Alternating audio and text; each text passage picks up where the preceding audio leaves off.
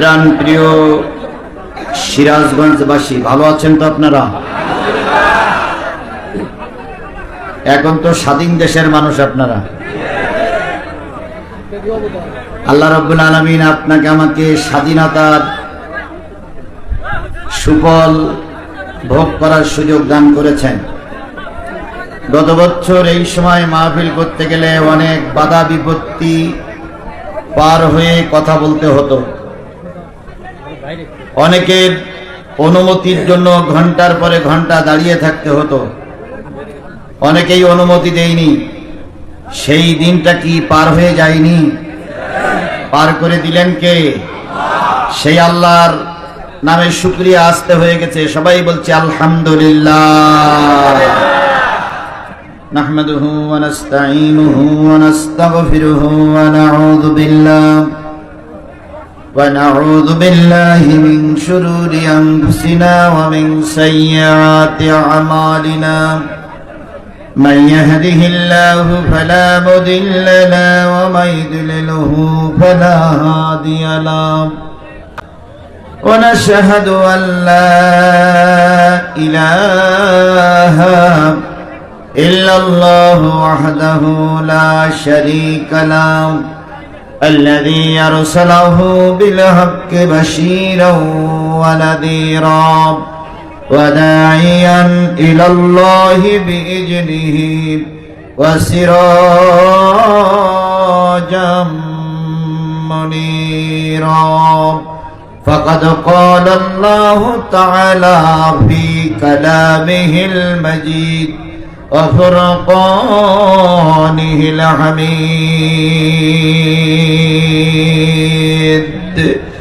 أعوذ بالله من الشيطان الرجيم. بسم الله الرحمن الرحيم. ومن يطع الله والرسول فأولئك مع الذين أنعم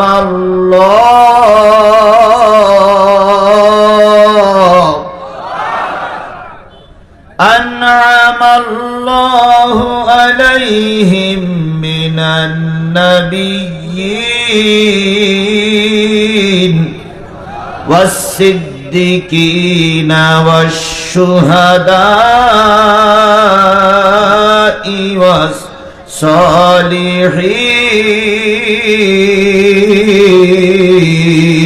والصالحين وحسن أولئك رفيقا.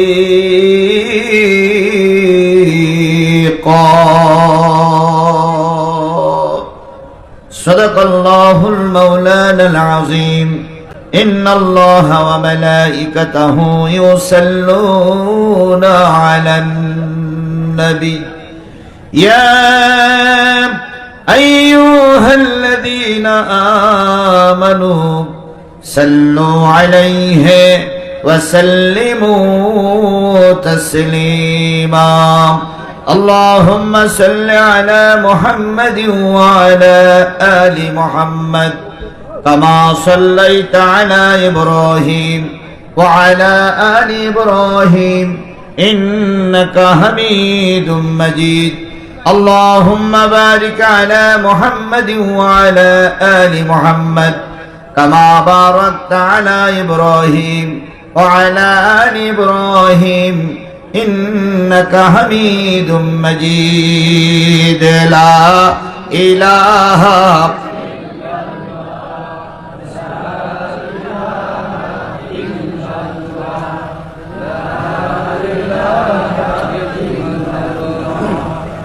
لا إله لا إله لا إله إلا الله محمد رسول الله. সকলে জবান খুলে একসাথে এক বাক্যে বলছি সাল্লাল্লাহু আলাইহি ওয়াসাল্লাম। সিরাজগঞ্জ জেলার শিয়ালকোল এলাকার উত্তর সারটিয়া দক্ষিণ পাড়া বাইতুন নূর জামে মসজিদের উন্নয়ন কল্প অনুষ্ঠিত হচ্ছে 31তম একদিন ব্যাপী তাফসিরুল কোরআন মাহফিল। তারিখ হচ্ছে 4 অক্টোবর 2024, রোজ শুক্রবার। আজকের এই তাফসিরুল কোরআন মাহফিলের শ্রদ্ধাভাজন স্বনামধন্য সভাপতি জনাব আলহাজ মোহাম্মদ মুজিবুর রহমান সাহেব, সভাপতি অত্র জামে মসজিদ।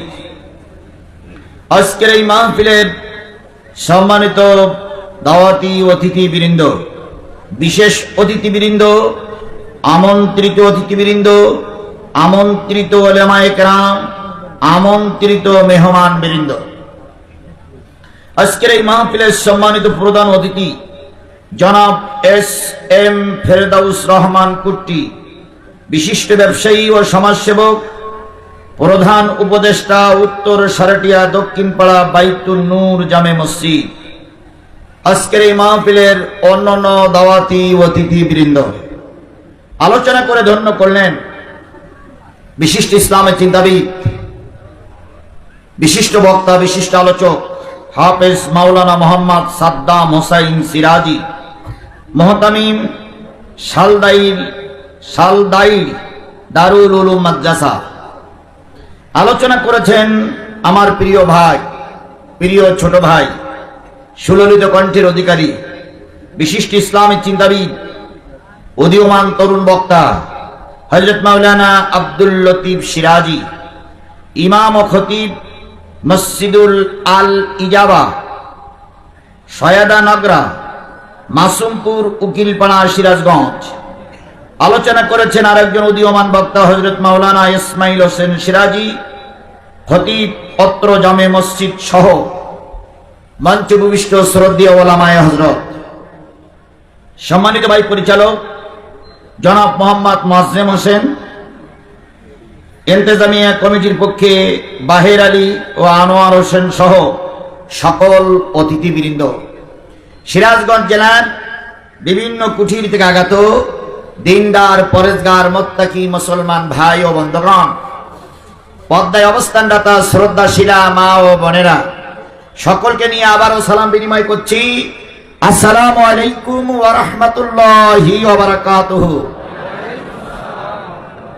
শুকরিয়া আদায় করছি সেই মালিকের, যে মালিক একটা জালেমের হাত থেকে আমাদেরকে হেফাজত করেছে। শুকরিয়া আদায় করছি সেই মালিকের, যে মালিক নব্য ফেরাউনদের হাত থেকে মুসলমানদেরকে হেফাজত করেছে। গত বছর এই সময় মাহফিল করতে হয়েছে, চারিপাশে পুলিশ আমাদের ঘিরে রেখেছে, অনেক জায়গায় অনুমতি হয়নি। কথা বলেন ঠিক না বেঠিক? আল্লাহ পাক তার থেকে আপনাকে আমাকে মুক্ত, স্বাধীনভাবে, মুক্ত অবস্থায় কথা বলা তৌফিক দান করেছেন। বিগত 15-15.5 বছর বাংলাদেশের মানুষেরা ছিল দারুণ বিপদের ভিতরে, অথচ তারাও মানুষ, আমরাও মানুষ। তারাও এদেশে বসবাস করে, আমরাও এদেশে বসবাস করি। জিজ্ঞেস করতে চাই, আমাদের পরে এত জুলুম নির্যাতন করা হয়েছিল কেন? উত্তর একটাই আসবে, ক্ষমতায় টিকে থাকা, তাই না ভাই? তারা বলেছিল আমরা পালাই না, আমাদের নেত্রী পালাই যাবে না। ফখরুল সাহেব একটু বাসায় জায়গা দিবেন। তারপরে বলেছিল যদি ঢাকার বাসায় না হয় ঠাকুরগাঁর বাসায় একটু জায়গা দিবে। ঠাকুরগাঁর দরজা এখন খোলা, আপনাদের জন্য চা গরম করে ফখরুল সাহেব এবং তার লোকজন অপেক্ষা করতেছে, আপনারা দয়া করে একটু চা খেয়ে যান। তারপরে বলেছিল আমরা পালাই না, এরপরে প্রায় কথায় কথায় বলতো খেলা হবে, খেলা হবে। এখন খেলার জন্য এই সারুটিয়ায় হাজার হাজার মানুষ উপস্থিত। আপনারা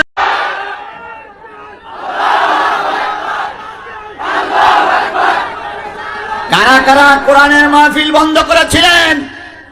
কারা কারা আমার সোনার মালিকদেরকে মামলা দিয়ে জেল খাটিয়েছিলেন? প্রতিটা এস রেকর্ড, ডিএস রেকর্ড আমাদের সামনে আছে। কিন্তু আমাদের উপরের থেকে নির্দেশ এসেছে এখন প্রতিশোধ নেওয়া যাবে না। এর মানে আমরা আপনাদের বলে গেছি, আজও কালও বাংলার জমিনে বিচার হবে। আপনারা যেটা করেছেন সেটার জন্য প্রস্তুতি নেন। এর জন্য একদিন আপনাদের রক্ত দেওয়া লাগবেই লাগবেই লাগবে। আমরা ভুলে গেছি মানে এই নয় যে আমাদের হৃদয় থেকে সবকিছু মুছে গেছে। কথা বলেন ঠিক না বেঠিক? এখন আপনারা আছেন, চুপচাপ থাকেন, আপনাদের ঘাড়ের পরে কেউ লাঠি মারবে না। কিন্তু যদি ওই শেখ হাসিনার মতন বলেন যে আমি পাশেই আছি, টুপ করে আসবো, একটু এসে দেখেন জনগণ লাঠিতে তেল মাখিয়ে আপনার জন্য অপেক্ষা করতেছে। এখন যারা আমাদেরকে আসতে দিত না তারা এখন সমাজে আছে না নাই? আছে, তবে নিশ্চুপ। কবি সুন্দর করে ওদের নিয়ে একটা কথা বলেছেন, কোথায় আওয়ামী লীগ, কোথায় কাদের কাকা, কোথায় গেল ওই জালিমের গরম গরম কথা। কোথায় আওয়ামী লীগ, কোথায় কাদের কাকা, কোথায় গেল ওই জালিমের গরম গরম কথা। খেলা হবে, খেলা হবে, খেলা হবে, খেলা হবে, খেলা হবে বলে কাকা গেল পালাইয়া, শেখ হাসিনা পালাইছে দেশটা ছাড়িয়া। যে আল্লাহ পাক এই সুন্দর পরিবেশ তৈরি করে দিলেন, সেই আল্লাহর শুকরিয়াটা আসতে না জোরে সবাই মিলে বলুন আলহামদুলিল্লাহ। আল্লাহ বলতেছেন সাব্বাহা লিল্লাহি মা ফিস সামাওয়াতি ওয়া মা ফিল আরদ ওয়া হুয়াল আজিজুল হাকীম। কথা কান। আল্লাহ বললে বান্দা শোনো, আসমানে যা আছে, জমিনে যা আছে, আসমান জমিনের মাঝখানে যা আছে, আসমানের উপরে যদি কিছু থাকে, জমিনের তলদেশে যদি কিছু থাকে, ইচ্ছায় হোক আর অনিচ্ছায় হোক, সবাই শুকরিয়া আদায় করে কার? আপনি আমি শুকরিয়া আদায় করব কার? আরো জোরে বলেন শুকরিয়া আদায় করব কার? এখান থেকে 2 মাস আগে আমরা কখনো কল্পনা করতে পারি নাই এই ফেরাউনের ফেরাউনের ফেরাউনের ফেরাউনের ছোট বোন অথবা ফেরাউনের বোন অথবা ফেরাউনের স্ত্রী অথবা ফেরাউনের মেয়ে পশ্চিমকালও আমাদের থেকে চলে যাবে। 2 মাস আগে আমরা ভাবতে পারিনি। আমরা তো একরকম হাল ছেড়েই দিয়েছিলাম। আল্লাহর কাছে বলেছিলাম, আল্লাহ এই পেতনির বাচ্চা পেতনি না মরা পর্যন্ত দেশ স্বাধীন হবে না। আমরা দায়িত্ব ছেড়ে দিয়ে অনেকেই গা ঢাকা দিয়েছিলাম। আমার সেক্রেটারি জেনারেল বলতেছিলেন, কোথা থেকে আসলো আবাবিলের সমতুল্য এক ঝাঁক পাখি। এদের দলীয় কোনো পরিচয় ছিল? এরা জামাতের পরিচয় দেয়নি, বিএনপির পরিচয় দেয়নি, জাতীয় পার্টির পরিচয় দেয়নি। এরা সকল দলের থেকে বাছাই করে করে রিক্সাওয়ালা, ভ্যানওয়ালা, কুলি মজুর এরা রাস্তায় নামলো। এদের ভিতরে একতা তৈরি হলো। এদের আন্দোলনের মুখে জালেমের বাচ্চারা ময়দান ছেড়ে দিতে বাধ্য হয়েছে। আমার ভাইয়েরা, এই পরিবেশটা তৈরি করেছিলেন, করে দিলেন কে? আল্লাহ বলতেছেন সবকিছু শুকরিয়া আদায় করে আমার, তোমরা এই পরিবেশ তৈরি করেছো বলে একক কোনো সফলতা নিতে যেও না, বরং যে আল্লাহ পরিবেশ তৈরি করে দিয়েছে সেই আল্লাহর শুকরিয়া আদায় করো। এই জন্য কথায় কথায় কার শুকরিয়া আদায় করব? আবারও বলছি আলহামদুলিল্লাহ। সর্বকালের সর্বশ্রেষ্ঠ মহামানব, যিনি সারা জীবন কষ্ট করেছেন, জন্মের থেকে মৃত্যু পর্যন্ত কষ্ট করেছেন। তিনি যখন জন্ম নিয়েছিলেন, আমিনা বর্ণনা করেছেন, লণ্ঠন জ্বালাবো এতটুকু তেল আমার ঘরে ছিল না। নবী যখন দুনিয়া আসলেন, নবীর জন্মের পর তখন সকালও না, আবার রায়তো না, নবীর মা বলেছেন, আমি নবীকে জন্ম দেওয়ার পর আকাশের দিকে তাকাই দেখেছি আকাশের তারাগুলো আমার ঘরে শুয়ে শুয়ে দেখা যাচ্ছে। তার মানে নবীজি যে ঘরে জন্ম নিয়েছিলেন সেই ঘরের ছাদ ছিল না। নবীজির মা বলেছেন, আমি লণ্ঠন জ্বালাবো, লণ্ঠন জ্বালানো তেল নাই। নবীর মুখের থেকে কাপড়খানা সরাইয়ে দিয়েছি। নবীর ওই ছোট্ট নবীর চেহারার আলোয় আমার ঘর আলোকময় হয়ে গেছে। হযরত আয়েশা সিদ্দিকা বর্ণনা করেছেন, আমি মাঝে মাঝে নবীকে কম্বল মুড়ি দিয়ে শোয়াই দিয়ে নবীজির কাপড়গুলো সেলাই করতাম। রাতের অন্ধকারে কখন জানি লণ্ঠনের তেল ফুরিয়ে গেছে, বাতি নিভে গেছে, হাতের সুচ আমার হাত থেকে পড়ে গেছে। আমি চিন্তা করতাম সুচটা খুঁজে পাই কি করে, লণ্ঠনে তেল নাই, লণ্ঠন জ্বলে না। মাথায় বুদ্ধি হলো, কৌতূহল হলো, রাসূলের মুখের থেকে কম্বলটা সরাইয়ে দেই। আয়েশা বর্ণনা করেছেন, নবীর মুখের থেকে কম্বল সরাইয়ে দিয়েছি। নবীর চেহারায় যে আলো হয়েছে সেই আলোয় আমি আমার হারানো সুচ খুঁজে পেয়েছি। মদিনার সাহাবীরা বর্ণনা করেছেন, যখন ঘরে খাবার থাকতো না, ছোট্ট ছোট্ট বাচ্চাগুলো যখন ক্ষুধার যন্ত্রণায় আমাদেরকে কষ্ট দিত, স্বামী স্ত্রী দুইজন পরামর্শ করে মদিনার মসজিদে বাচ্চাদের ঢুকাইয়া দিতাম। 2 দিন 3 দিন পরে বাইরে থেকে আওয়াজ দিতাম, কলেজার মানিক ছেলে মেয়ে তোরা বাড়ি আয়। বাচ্চা এসে গালে চুমা দিয়ে বলতাম, ও বাড়ি যাও। নবীর চেহারার দিকে তাকাই থাকলে পেটে ক্ষুধা থাকে না। সেই নবী আমার নবী, আপনার নবী, কথা বলেন ঠিক না বেঠিক? এই নবী যতদিন পর্যন্ত ধর্মের দাওয়াত না দিয়েছিলেন ততদিন পর্যন্ত সব মানুষের কাছে তিনি প্রিয় ছিলেন, কথা বলেন ঠিক না বেঠিক? এই নবী যেই না কালেমার দাওয়াত দেওয়া শুরু করলেন, সেই দেখা গেল আপনজনেরা তার শত্রু হয়ে গেল। আজও দেখা যায় বাংলাদেশে বহুত টুপিওয়ালা পাগড়িওয়ালা আছে, তেমন শত্রু কারোর হয় না। যারা দিন কায়েমের পক্ষে কথা বলে তাদেরকে বিভিন্ন ছলে বলে কলে কৌশলে মামলা দিয়ে হয় ফাঁসির কাস্টে ঝুলতে হয়, না মৃত্যুকাল জেল খাটতে হয়।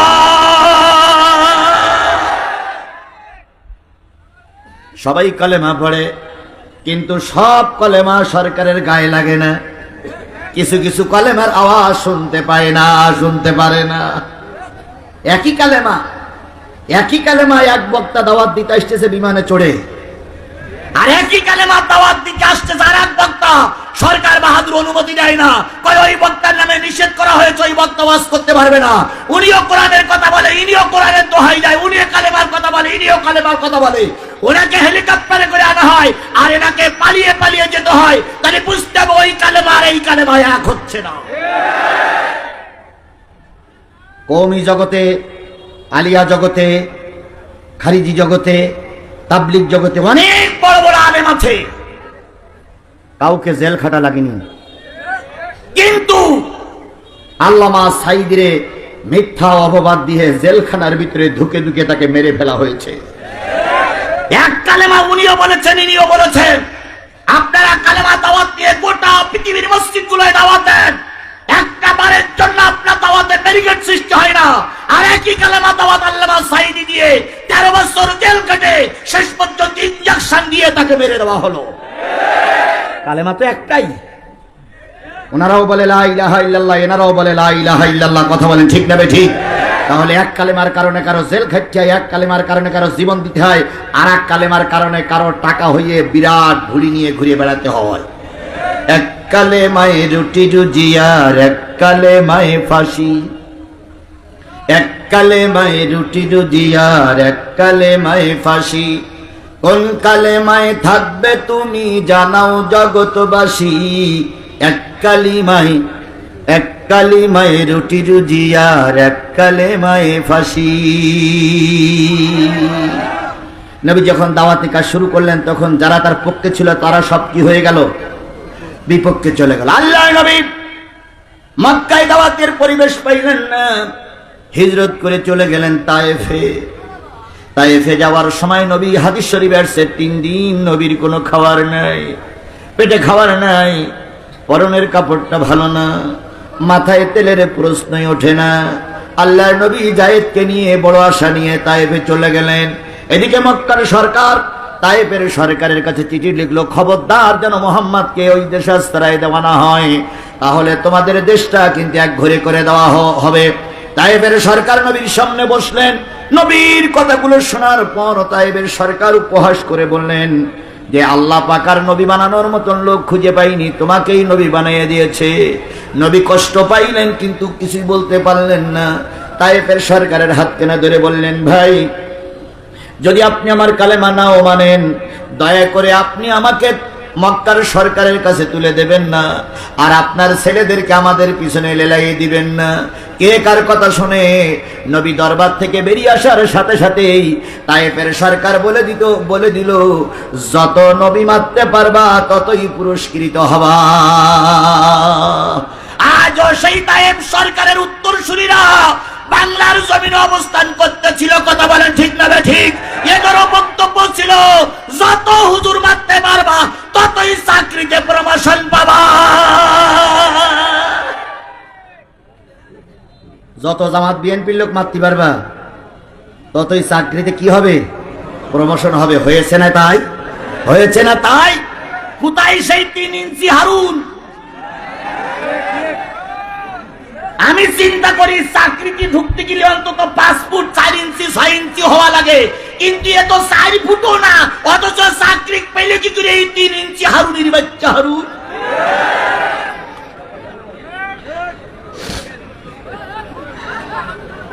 যে যত তেল মারতে পেরেছে তার তত প্রমোশন হয়েছে। কথা বলেন ঠিক না ঠিক?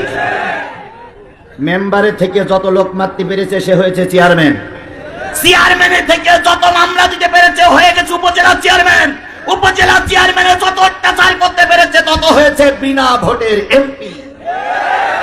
কি কায়দায় বলতো বিপুল ভোটে পাশ করিয়াছি, অথচ ওনার বউ ভোট দিতে যান নাই।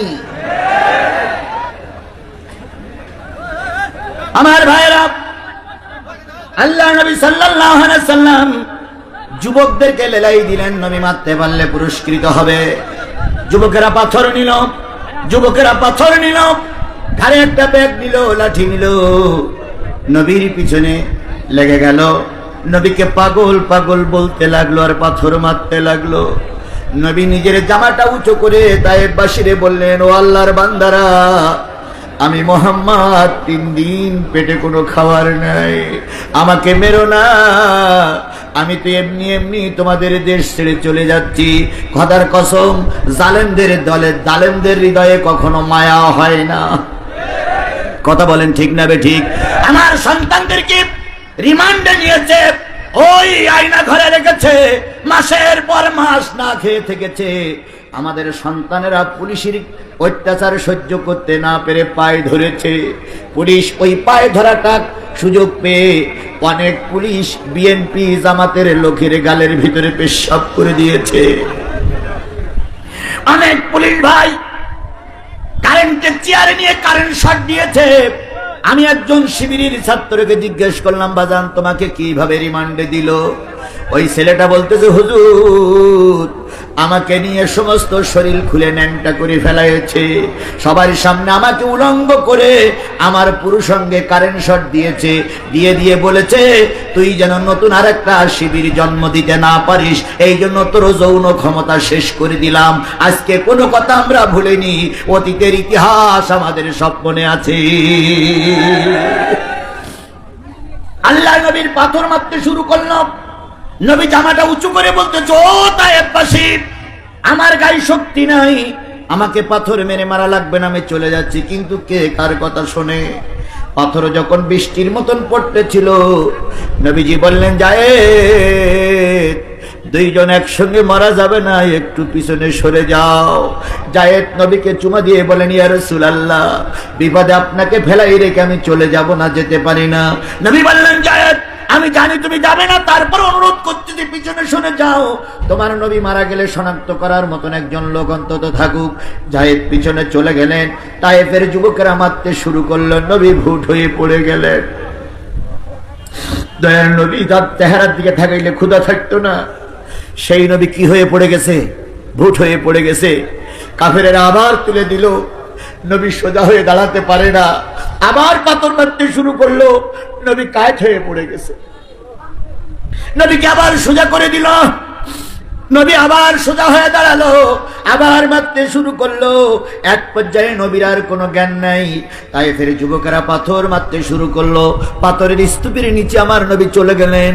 তাই ফের যুবকেরা পাথরের স্তূপের পরে নবীর পরে দাঁড়ায় নাচতে স্যার বলতেছে, কুতিলা মোহাম্মদ, কুতিলা মোহাম্মদ, কুতিলা মোহাম্মদ, কুতিলা মোহাম্মদ, মোহাম্মদ মারা গেছে। কওমের ভাইরা ভালো করে শুনুন, হেফাজতের ভাইরা ভালো করে শুনুন, চরমনার আলেমেরা ভালো করে শুনুন, পীর মাশায়েখ ভাইরা ভালো করে শুনুন, তাবলিগের ভাইরা অন্তর দিয়ে শুনুন, জামাতের নেতা কর্মীরা অন্তর দিয়ে শুনুন। আল্লাহর নবীর পরে পাথরের স্তূপ পড়ে গেছে। নবীর পাথরের পরে দাঁড়িয়ে তায়েফের যুবকেরা বলতেছে, কুতিলা মোহাম্মদ, কুতিলা মোহাম্মদ, মোহাম্মদ নাই, মোহাম্মদ মারা গেছে, মোহাম্মদ মারা গেছে। এক পর্যায়ে নবীর থেকে যখন কোনো সারা শব্দ আসলো না, ওরা চলে গেল। আল্লাহর নবী, আল্লাহর নবী, আল্লাহর নবী পাথরের স্তূপের নিচে পড়ে আছে। কতক্ষণ যে পড়েছিলেন জানা যায় না। কিছুক্ষণ পরে যায়েদ ফিরে আসলেন, এসে দেখলেন নবীরে দেখা যায় না। পাথরগুলো সরাইতে সরাইতে এক সময় নবীর আবিষ্কার করলেন। নবীর কান ফেটে গেছে, নাক ফেটে গেছে, নবীজির ঠোঁট ফেটে গেছে, সমস্ত শরীরে রক্ত আর রক্ত। নবীজিকে যখন যায়েদ সোজা করে বসাইলেন, নবীর কোনো হুঁশ নাই। যায়েদ মুখের পরে মুখটা নিয়ে নবীজির ঠোঁটে চুমা দিয়ে বলতেছি, ইয়া রাসূলুল্লাহ, জীবনে আপনার মুখ দিয়ে হয়তো জায়েদের নাম তার শোনা যাবে না। আপনি শেষ বিদায় নিয়ে চলে গেছেন। নবীজি জায়েদের কাঁধের পরে মাথা রেখে জায়েদের সেবা শুশ্রূষা করতে করতে এক সময় নবীর চোখ দিয়ে একটু চোখ মেলে তাকালেন। জায়েদ বলেন, ইয়া রাসূলুল্লাহ, খুব ব্যথা পেয়েছে। নবী বললেন, জায়েদ রে, অস্বাভাবে পরে তুমি একটু উপরে দিয়ে দেখে এসো। তায়েফের যুবকেরা আসে না, চলে গেছে। যদি এরপর আবার আঘাত করে, আমি নবী আর বাঁচব না। জায়েদ দেখে আসার পরে বলেন, ইয়া রাসূলুল্লাহ, ওরা চলে গেছে। নবীজি বললেন, জায়েদ একটু উজুর পানির ব্যবস্থা করে, আমি একটু নামাজ আদায় করতে চাই। জায়েদ উজুর পানির ব্যবস্থা করলেন। জায়েদ সবকিছু ধোয়াই দেওয়ার পর যখন পা ধোয়াচ্ছিলেন, খড়মের সঙ্গে চামড়ার সঙ্গে লেগে গেছে। জায়েদ বলেছেন, হাদিসটা জায়েদ বর্ণনা করেছেন, আমি আর পা সরাইতে পারি না। এক পর্যায়ে নবীর পা দুই হাত দিয়ে ধরলাম, খড়ম যখন টান দিলাম, জায়েদ আমাকে জড়াই ধরে, নবী আমাকে জড়াই ধরে বললেন, জায়েদ, চামড়ার থেকে জুতোটা সরাইতে আমার খুব কষ্ট হচ্ছে, তুমি আর কষ্ট দিও না। এরপরে নবী উজু করে নামাজ পড়ার পর উপরের দিকে তাকাই দেখে বিরাট বিরাট পাহাড়গুলো ঘুরতেছে। জিবরিল ওই পাহাড়ের পরে চড়ে আছে। জিবরিল বলতেছে, ইয়া রাসূলুল্লাহ, হুকুম করুন, যারা আপনাকে কষ্ট দিয়েছে তাকে ফিসে ডালা করে মেরে দেব। নবীজি বললেন, না না জিবরিল, আল্লাহরে বলো, আল্লাহ যেন রাগ করে না। সবাই যদি মারা যায়, কারে মারা দাওয়াত কারে শোনাবো। ওই আদর্শে যারা বিশ্বাস করে তারা ক্ষমায় বিশ্বাসী। কথা বলেন ঠিক না বেঠিক? আমাদের দেশের জন্য রহমত, জাতির জন্য রহমত ডাক্তার মোহাম্মদ শফিকুর রহমান। তিনি বলেছেন, আমি জাতিকে ক্ষমা করে দিলাম, আমি প্রতিশোধে বিশ্বাস করি না, আমার দল প্রতিশোধে বিশ্বাস করে না। কিন্তু তিনি ওনাকে আরেকটা কথা বলেছেন, আমরা মাফ করে দিয়েছি, আমরা মাফ করে দিয়েছি, আমরা মাফ করে দিয়েছি, কিন্তু মাফ করে দিয়েছি, তারপরে কি কিন্তু? কিন্তুটা কি? যারা এককভাবে একজন আরেকজনের অত্যাচার করেছেন, সে চাইলে বিচারের সম্মুখীন হতে পারবে। আমরা ওই আদর্শেই বিশ্বাস করি। সুতরাং রাসূল মার খাইলেন, প্রতিশোধ নেন না, আমরা প্রতিশোধ দিচ্ছি না। হয়তো কালেমা পড়ে ভালো হও, নতুবা দেশ ছেড়ে ব্যক্তির বাচ্চার মতন পালিয়ে যাও। আর একটা বার যদি মাথা উঁচু করো, কাউকে মাথা উঁচু করতে দেওয়া হবে না, হবে না, হবে না। সুতরাং যে রাসূল কষ্ট করলেন, মাইর খাইলেন, প্রতিশোধ নেন নাই, সেই রাসূলের নামে দুরূদ আর সালাম সকলে মিলে বলছি সাল্লাল্লাহু আলাইহি ওয়াসাল্লাম। বন্ধুগণ, রক্ত দেওয়া, মিষ্টি খাওয়া, মিষ্টি খাওয়া যেমন সুন্নাত, থাল চেটি খাওয়া যেমন সুন্নাত, মেসওয়াক করা যেমন সুন্নাত, তেমনই সুন্নাত দিন কায়েমের জন্য রাজপথে রক্ত দেওয়া। কিন্তু আমরা মিষ্টি খাওয়া সুন্নতটা খুব ভালো মনে করি, তারপরে থাল চেটি খাওয়া সুন্নতটা ভালো মনে করি। নামাজের আগে পিছনে মিসওয়াক করা সুন্নতটা ভালো মনে করি। যেই বলা হয় সিরাজগঞ্জের মাটিতে মিছিল হবে জালেমদের বিরুদ্ধে, সেই একদল হুজুরও বলে তুই যা ভাই, আমি চাকরিটা খাওয়াবো না। এরকম ছাতি ধরা হুজুর আমাদের সমাজে ছিল না? ছিল না? এখনো আছে না নাই? তুমি মিসওয়াক করা ফজিলত তো জানো, খাওয়ার শেষে মিষ্টি খাওয়ার হাদিসটাও মানো। শুধু হক কথাটা উচ্চ স্বরে বলতে পারো না, অন্যায় দেখে বারুদ হয়ে জ্বলতে পারো না। কেমন মুসলমান তুমি একটু বলো না, কেমন তোমার ঈমান একটু ভাবো না। তুমি যেই কালিমার দাওয়াত দিলে হাদিয়া তোহফা মেলে, দেখো সেই কালেমার দাওয়াত দিয়ে কত জোনাজি গেলে। তুমি যেই কোরআনে রস করিলে বুকেতে নাই তুলে, দেখো সেই কোরআনের দাওয়াত দিয়ে কেউ ফাঁসিতে ঝোলে। তুমি ভাঙনের খেলা খেলতে জানো, গড়তে জানো না, অন্যায় দেখে বারুদ হয়ে জ্বলতে পারো না। কেমন মুসলমান তুমি একটু ভাবো না, কেমন তোমার ঈমান একটু বলো না। তাহলে রসুল কষ্ট করেছেন, সেই রসুলের নাম শোনার পরে যদি কেউ দুরুদ না পারে সে কৃপণ হয়। এই জন্য রসুলের নামে দুরুদ আর সালাম সাল্লাল্লাহু আলাইহি ওয়াসাল্লাম। বন্ধুগণ, তাফসিরুল কোরআন মাহফিলে কোরআন থেকে তাফসির হোক, এটাকে আপনারা চান? সবাই চান? সবাই চান? অনেক দিন পর এক জায়গায় হয়েছি, আজকে অনেক কথা আলোচনা হবে ইনশা। এবছরেরটাও হবে, গত বছরেরটাও হবে। গত বছরে আমার আলোচনা করতে দেওয়া হয়নি, ঠিক না বে ঠিক? আচ্ছা, আমার ভাই বলেছে আমি তো চোর নই, আমি তো ডাকাত নই, সিরাজগঞ্জের কোন লোকের সঙ্গে আমার রক্তের সম্পর্ক নয়, আমি এখানে বিয়ে করিনি, কারোর মেয়ে আমার ছেলের সঙ্গে বিয়ে দেয়নি, তাহলে আমাকে সিরাজগঞ্জে ঢুকতে আপনারা বাধা দেন কেন দুলাভাই? সুতরাং সুযোগ যখন পেয়েছি, গত বছরেরটাও হবে, এবছরেরটাও হবে। কথা বলেন ঠিক না ভাই ঠিক? এখন আমাকে ফেলাই রেখে চলে যাবেন কারা কারা? হাত তোলেন।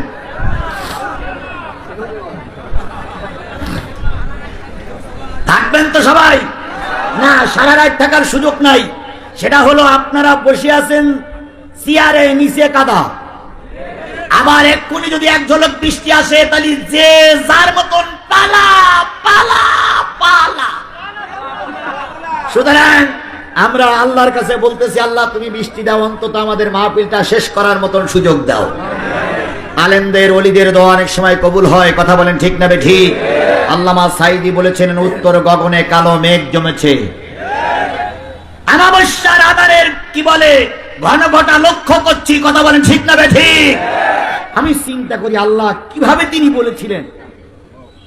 আর একটা কথা বলেছিলেন, জালেমরা জুলুম বন্ধ করো, আলেমদের উপর অত্যাচার বন্ধ করো, নতুবা এমন একটা সময় আসবে পালানোর জন্য ইঁদুরের গর্ত খুঁজে পাবা না। আজও তাই হয়েছে। 15.5 বছরের স্বৈরাচার এখন গোটা পৃথিবীতে পালাইয়ে থাকবে, জায়গা খুঁজে পাচ্ছে না। আজকের নিউজ, আজকের নতুন সংবাদ, ভারতের প্রধানমন্ত্রী নরেন্দ্র মোদী লাল কার্ড দেখিয়েছেন আমাদের শেখ হাসিনারে। উনি চিঠি লিখে বলেছেন, ম্যাডাম 2 দিনের বেশি থাকা যাবে না, আগামী 24 ঘন্টার ভিতরে ভারত থাকতে হবে। এখন উনি বলতেছে, দাদা কোন জায়গায় যাব আমি দাদা? আল্লামা সাইদি বলেছিলেন, পালানোর জন্য ইঁদুরের গর্ত খুঁজে পাবা না।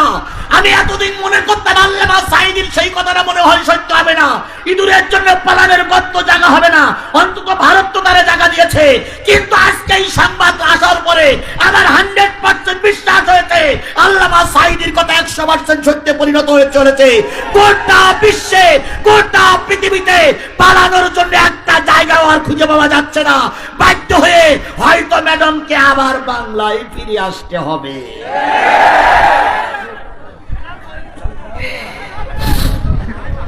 সুতরাং আল্লাহ রাব্বুল আলামিন আমাদেরকে কোরআন হাদিস শোনার জন্য অল্প সময় কবুল করেছে, এই সময়টা শেষ পর্যন্ত কবুল করুন। এই জন্য আমার মোনাজাত না হওয়া পর্যন্ত আপনারা যাবেন না। এর মানে এই নাই সারা রাত ওয়াজ হবে আর আপনিও থাকবেন আমিও থাকবো, তা নয়। কোন অবস্থায় 12টা পার করা হবে না। সামনে যতটুক সময় আছে এতটুক সময় আপনারা কি আমার সঙ্গে থাকতে রাজি আছেন? কারা কারা রাজি আছেন? দুই হাত উঁচু করে আল্লাহরে দেখা।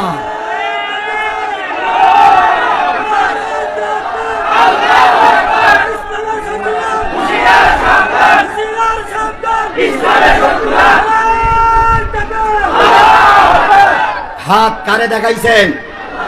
এই মুসলমান কথা বলেন, হাত কারে দেখালেন? আল্লাহকে আপনার হাত উঁচু করা দেখেছে? বিশ্বাস হয়? আল্লাহ কি করে দেখবো? বলে না সামিয়ানা আল্লাহ দেখেছে? কতক্ষণ থাকবেন? যতক্ষণ থাকবে হুজুর ততক্ষণ। কথা বলেন ঠিক না ঠিক? আমি বলেছি কয়টা পর্যন্ত?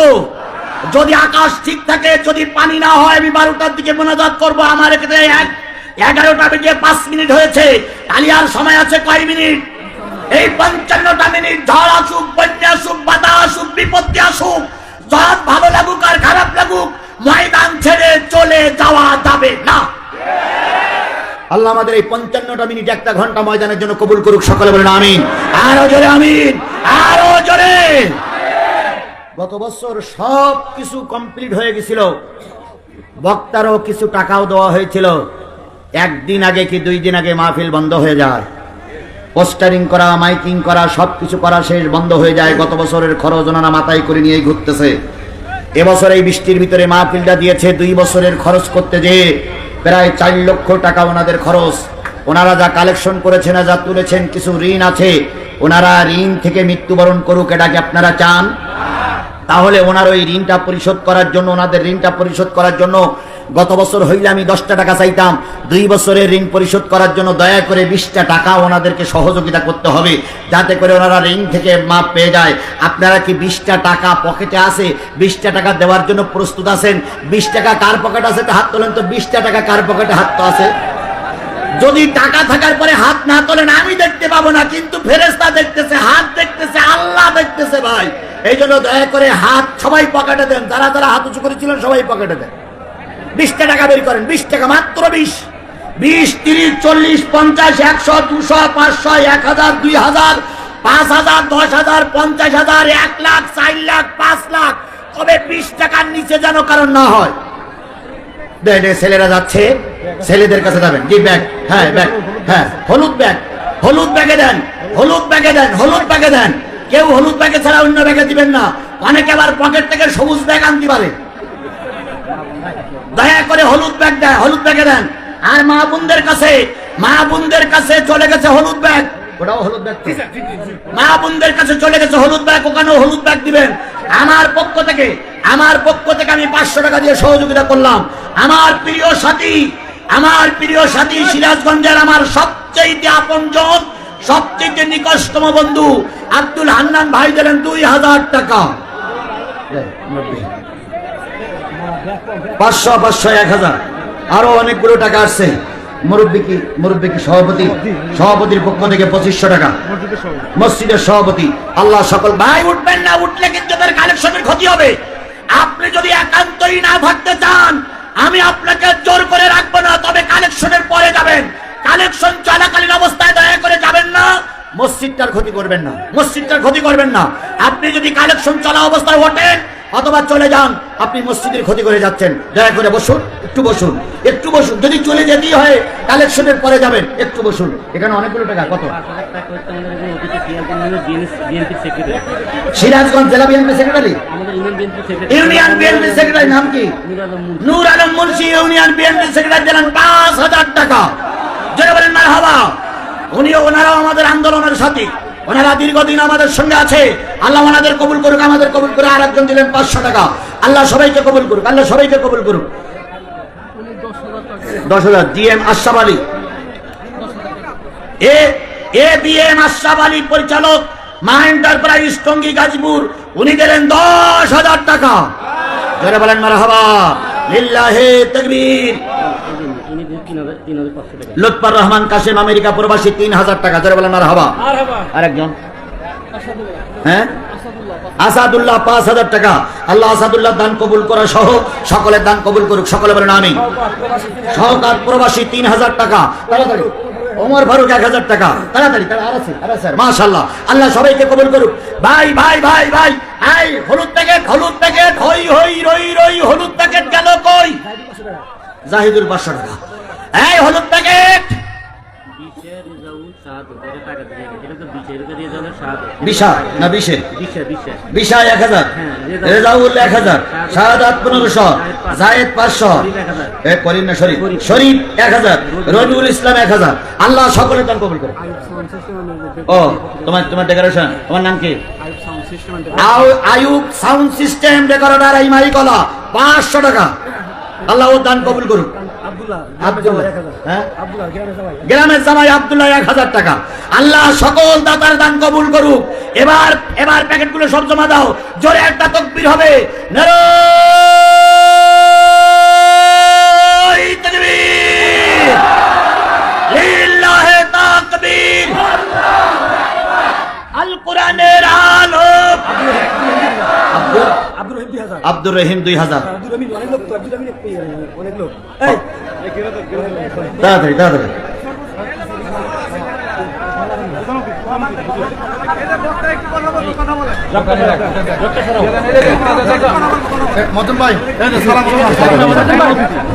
প্রধান অতিথি জি জনাব জি ভাই আসসালামু আলাইকুম। ও জি ওয়ালাইকুম আসসালাম, ভালো আছেন ভাই? সালাম, আলহামদুলিল্লাহ। জি ফেরদাউস রহমান কুট্টি ভাই জি।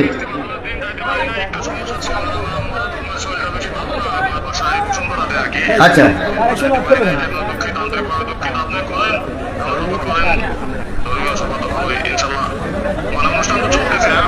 যে চলছে আপনার পক্ষ থেকে দানের কথা একটু বললে আমি ঘোষণা করে দেই। এর আগে 20 লাখ টাকা দিয়েছে আমাদের মসজিদে। ও এর আগে বলে 20 লাখ টাকা দিয়েছে আমাদের ফেরদাউস ভাই। এর আগে 20 লক্ষ টাকা দান করেছেন। মা হারাবা। এখন কিছু বলবেন ভাই? জি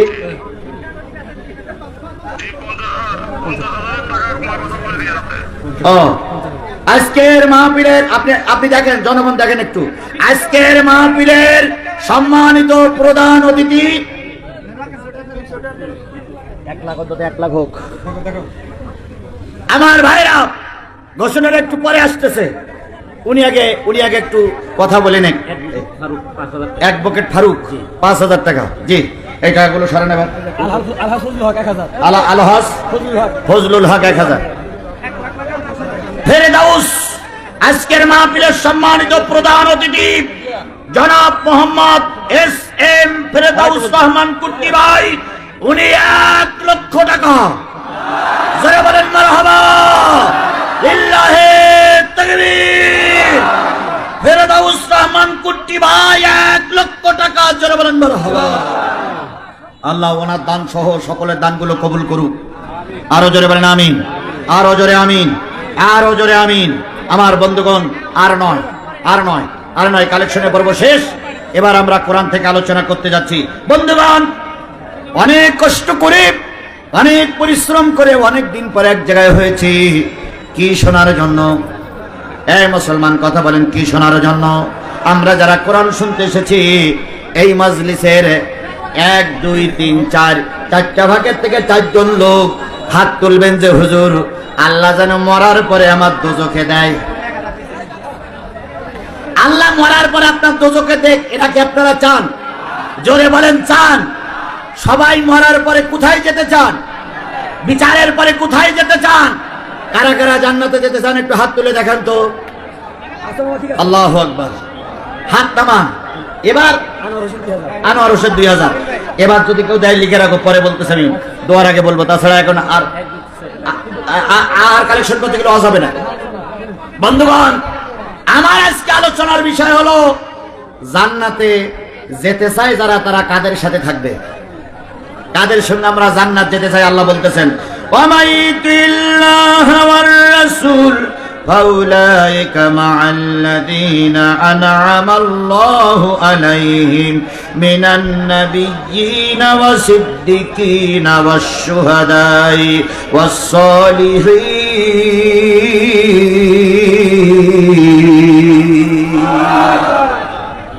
যারা আল্লাহর আনুগত্য করবে, নবীকে নেতা হিসেবে মেনে নেবে, তারা 4 শ্রেণীর মানুষের সঙ্গে জান্নাতে থাকবে।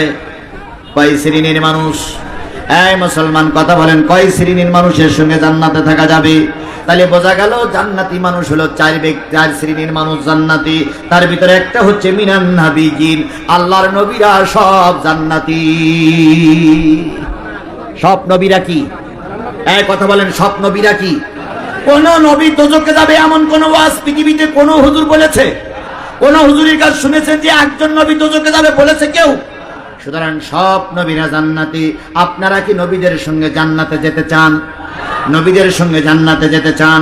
বলুন তো, পৃথিবীতে যত নবী আসছে সবচেয়ে উত্তম নবী, সবচেয়ে বড় নবী, সবচেয়ে দামি নবী কোন নবী? মুহাম্মদ রাসূলুল্লাহ সাল্লাল্লাহু আলাইহি সাল্লাম। আর কোরআন শরীফে সবচেয়ে বেশি আলোচনা হয়েছে কোন নবীর? এই কোরআন শরীফে সবচেয়ে বেশি আলোচনা হয়েছে কোন নবীর? হযরত মুসা আলাইহিস সালামের আলোচনা কোরআন শরীফে সবচেয়ে বেশি।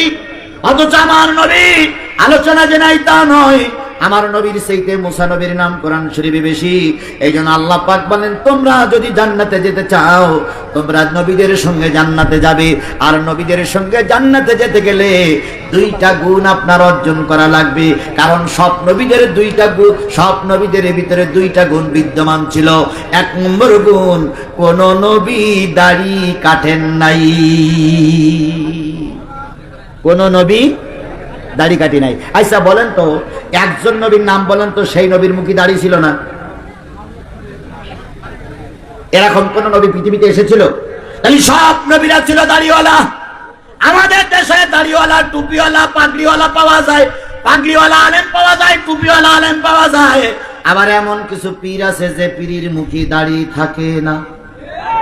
দাড়ি কাটা পীর আমার দেশে আছে না? না। আট্রসির পীর সাহেব যিনি বিদায় হয়ে গেছেন, ওনার মুখে দাড়ি ছিল। কিন্তু বর্তমান যিনি পীর সাহেব আছেন, গদ্দিনিসীন পীর ফয়সাল সাহেব, ওনার সামনে দাড়ি নাই, ওনার দাড়ি পিছনে। তার মানে সামনে সপ্পা পিছনে বাবরি। তার মানে বোঝা গেল ওনারা দাড়ি সামনে রাখে না। তাহলে নবীর সঙ্গে যারা জান্নাতি হবে তাদেরকে দাড়ি রাখতে হবে। আমাদের দেশে এমন লোক পাওয়া গেছে 90 বছর 80 বছর বয়স হয়ে গেছে, দাড়ি মুখে ওঠে নাই, রাখে নাই। এমন লোক আমার দেশে আছে না? না।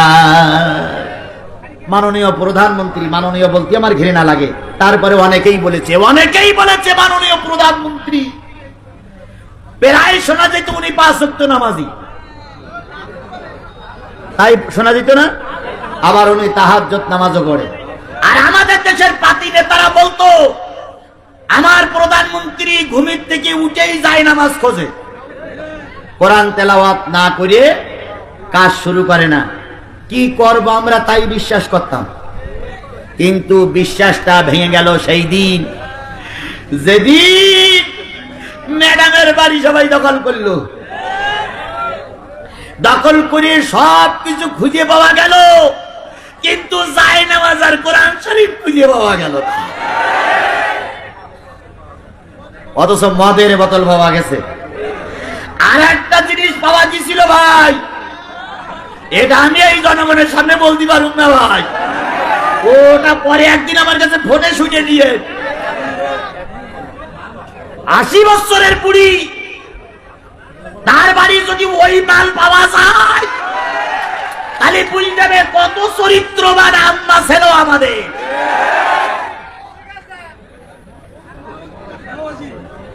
এখন আমরা চিন্তা করলাম, ম্যাডামের কর্মীরা বলতো জায়নামাজ পাওয়া যায় আর কোরআন শরীফ তেলাওয়াত করে ফজরের নামাজ পড়ে। অথচ ম্যাডামের বাড়ি যখন দখল হলো তখন তো জায়নামাজ আর কোরআন শরীফ পাওয়া গেল না। ওনাদের একজন কর্মী বলতে শুরু করেছে, আমাদের ম্যাডাম জায়নামাজ আর কোরআন শরীফ এত ভালোবাসে, যাওয়ার সময় কোরআন শরীফ আর জায়নামাজ বগলে করে নিয়ে চলে গিয়েছে।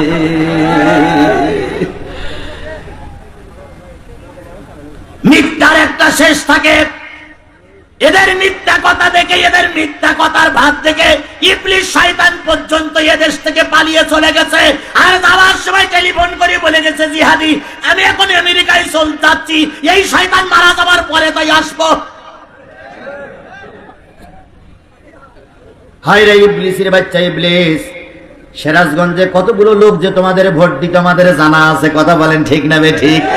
মোটে ভোট দিতে কেউ যায়নি। তারপরে নির্বাচন কমিশনারেরা এক হয়ে বলতো, আমরা এবার বিপুল ভোটে পাশ করিয়া গিয়াছি। জীবিত মানুষ ভোট দিতে পারেনি, অথচ মরা মানুষ ভোট দিয়ে গেছে এদের আমলে। আর মঞ্চে দাঁড়িয়ে বলতো, ভাইরা আমার, বোনেরা আমার, আমাকে বিপুল ভোটে পাশ করাইছেন, এই জন্য আপনাকে ধন্যবাদ। তাই তো একজন লেখক লিখেছে, সুষ্ঠু হয়েছে নির্বাচন, ভোট দিয়েছে প্রশাসন। সুষ্ঠু হয়েছে নির্বাচন, ভোট দিয়েছে প্রশাসন।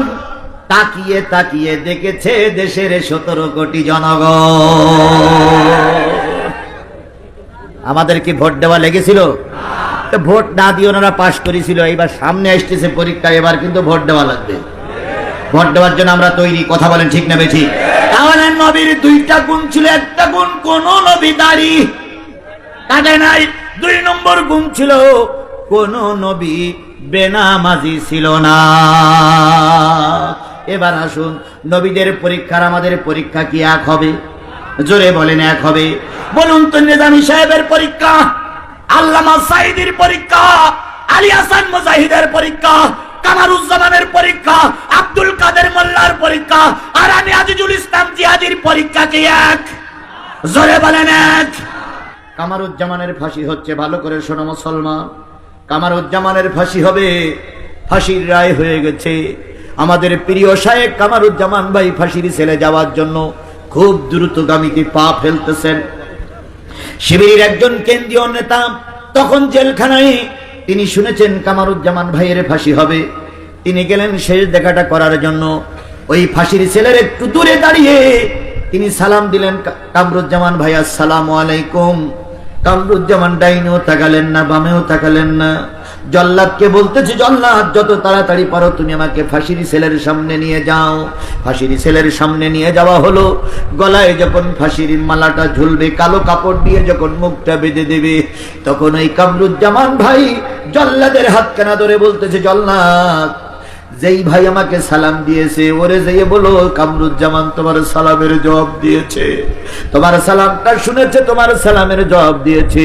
জল্লাদ তখন কামরুজ্জামান ভাইয়ের মুখে একটা চুমু খেয়ে বলতেছে, ভাই অনেক মানুষকে দেখেছে, আপনার মতন এমন মানুষ আমি আর দেখি নাই। আপনি ফাঁসির কষ্টে ঝুলছেন, একটা মানুষ সালাম দিল, সালামটা উত্তর দিলেন, কিন্তু তার দিকে তাকালেন না। এখন আবার যাবার সময় বলতেছেন, আমি তার সালামের জবাব দিয়েছি, তার দিকে একটু ইশারা করলেই তো সে বড় খুশি হতো।